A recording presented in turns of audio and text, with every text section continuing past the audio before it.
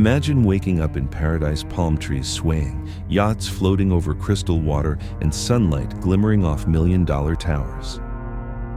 Now, take a 10-minute drive inland, and that paradise disappears. The white sand turns to cracked pavement, the sound of waves replaced by police sirens echoing through narrow streets. This is Liberty City, Miami's hidden war zone. A place where children learn gang signs before they learn to read. Where fear walks in daylight and hope rarely makes it past the corner. This isn't the Miami they show on TV. This is the Miami the world pretends doesn't exist. Today, we're diving inside one of America's most violent neighborhoods, a place built on promises of progress that turned into a social experiment gone catastrophically wrong. Welcome to Liberty City, Miami's war zone. At first glance, Liberty City looks like any other working-class neighborhood: small houses, faded murals, kids on bikes. But stay long enough, and you realize the surface is an illusion. Behind every corner, there's a story soaked in fear and survival. In just 5 square miles, Liberty City records some of the highest crime rates in Florida, over 200 violent crimes per 1,000 residents. That's nearly 10 times the national average. Here, every block has its own rules, and crossing an invisible line can cost you your life. Locals call it the Beans, short for the Liberty Square Housing Project. Built in the 1930s, it was once a symbol of hope for Miami's black community.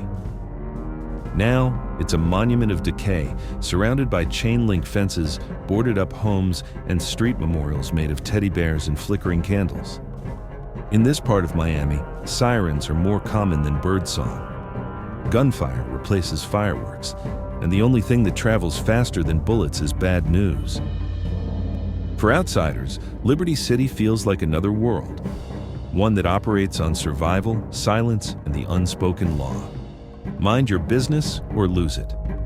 Liberty City wasn't born from chaos, it was built for it.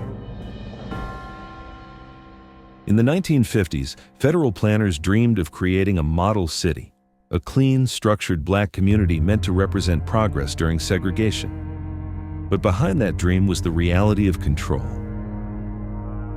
Black residents were pushed into one neighborhood, confined by invisible walls of redlining and racist housing policies.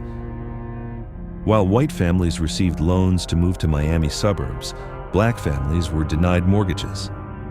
They were forced to rent, trapped in overcrowded buildings that deteriorated year after year. By the 1970s, unemployment, poor schools, and limited infrastructure had already set the stage for collapse. Then came the 1980s cocaine boom. Miami was the drug capital of the Western Hemisphere, and Liberty City became one of its front lines. Crack flooded the streets like a chemical storm, cheap, addictive, and devastating. Suddenly, kids were working for dealers instead of going to school. Parents disappeared into addiction, and the sound of automatic weapons became the new normal. In 1980, the McDuffie riots exploded after a black man was killed by white police officers who were later acquitted. 18 people died. Over 1,000 buildings were destroyed. And Liberty City was left burning both literally and symbolically. The model city had officially become a warning sign.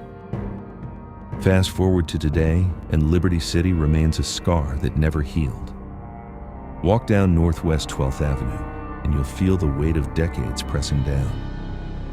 Children play outside under bullet-riddled street signs. Mothers watch from porches, eyes darting at every passing car. Trust is rare, fear is constant. The average household income hovers around $20,000 a year, less than half of Miami's median.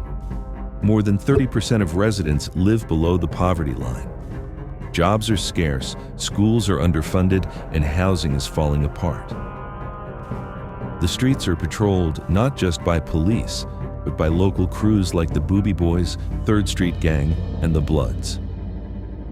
Some territories are marked not with signs, but with silence. If you know, you know. If you don't, you learn the hard way. Children grow up fast here.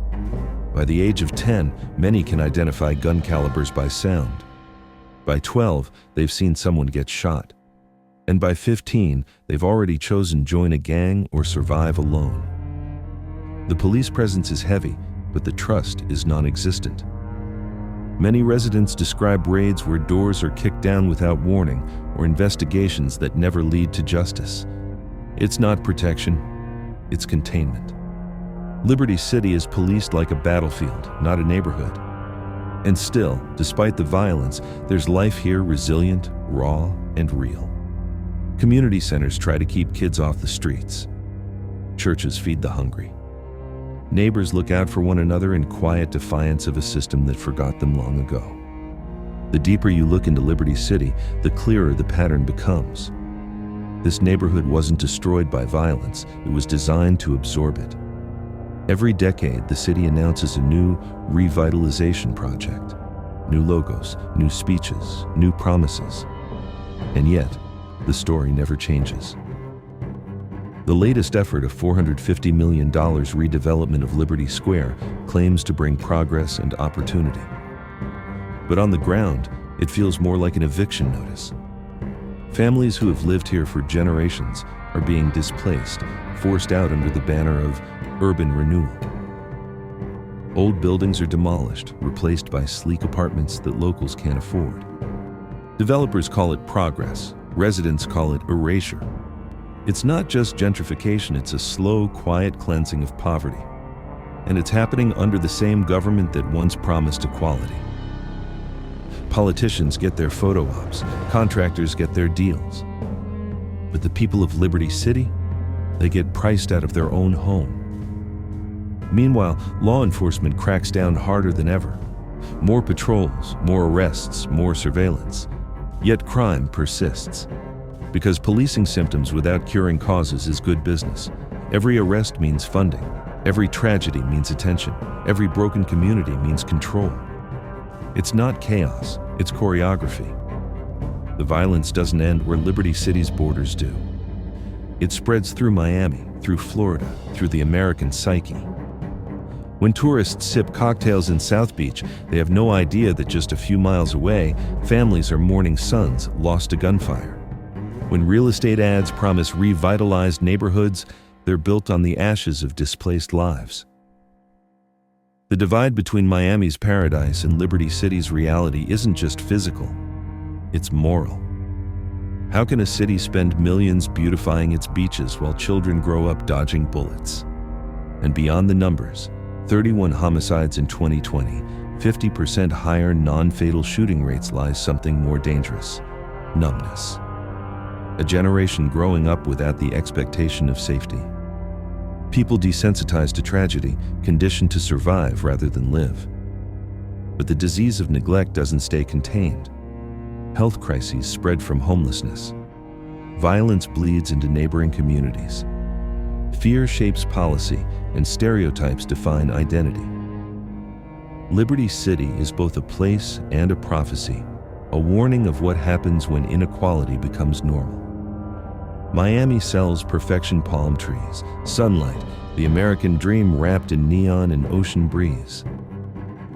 But Liberty City is what happens when that dream collapses under its own lies.